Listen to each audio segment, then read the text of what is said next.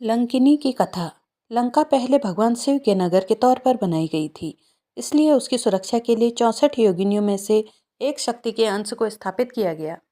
यह योगिनी शक्ति ही लंका की पहली रक्षिका थी और प्रहरी के तौर पर लंका के मुख्य द्वार में सम्मानित थी।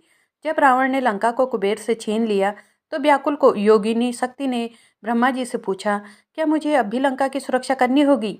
तब ब्रह्मा जी ने कहा कि अब केवल कुछ ही समय के लिए तुम्हें लंका की प्रहरी रहना पड़ेगा।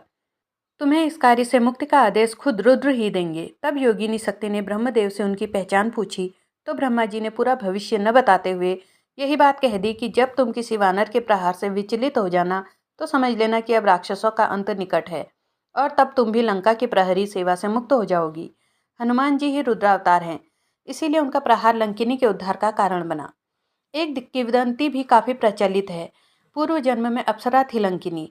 कहते हैं कि रावण की तपस्या देखकर देवराज इंद्र को बहुत समस्या होने लगी। जब ब्रह्मा जी प्रकट हुए, रावण को वरदान देने लगे तो देवराज इंद्र ने अपनी एक वाचाल अप्सरा को चुगली के लिए भेजा कि वह चुपके से सुनकर आए कि ब्रह्मा जी रावण को क्या वरदान दे रहे हैं। इंद्र के कहने पर अप्सरा गई और कान लगाकर चुपके से बात सुनने लगी। ब्रह्मा जी से रावण ने हिरण्यकश्यप जैसा वरदान मांगा, लेकिन ब्रह्मदेव ने मना कर दिया। फिर उसने अमरता मांगी, ब्रह्मदेव ने यह भी मना कर दिया। तब रावण ने देव दानव यक्ष गंधर्व नाग सर्प पशु पक्षी आदि सभी से न मरने का वरदान मांगा और अहंकारवश कहने लगा कि नरों और वानरों को तो मैं चुटकी से मसल दूंगा। रावण के इस वरदान पर ब्रह्मा जी ने उसे तथास्तु कह दिया। अप्सरा को चुगली करने के कारण श्राप मिला। इसी दौरान उन्होंने अप्सरा को कान लगाकर यह सब सुनते हुए देख लिया। तब उन्होंने उसे भी क्रोध में आकर श्राप दिया कि दूसरों की बातें सुनने का तुझे बड़ा शौक है ना, तो जा बड़े कानों वाली राक्षसी हो जा। अब से तुझे हर आहट सुनाई दे जाएगी। अप्सरा बहुत दुखी हुई और क्षमा मांगने लगी। तब ब्रह्मा जी ने उसकी करुण पुकार सुनकर कहा, दुख न करो, तुम देवताओं के बहुत काम आओगी। मैं तुम्हें लंका के लिए प्रहरी नियुक्त करता हूँ। तुम्हें कोई नहीं हरा सकेगा सिवाय एक वानर के।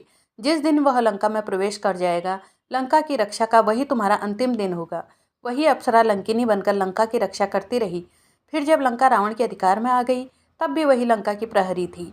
हनुमान जी के मुक्का मारने से वह फिर स्वर्ग की अप्सरा बनकर स्वर्ग चली गई। कृपया लाइक शेयर सब्सक्राइब करें, चैनल को सपोर्ट करें। धन्यवाद।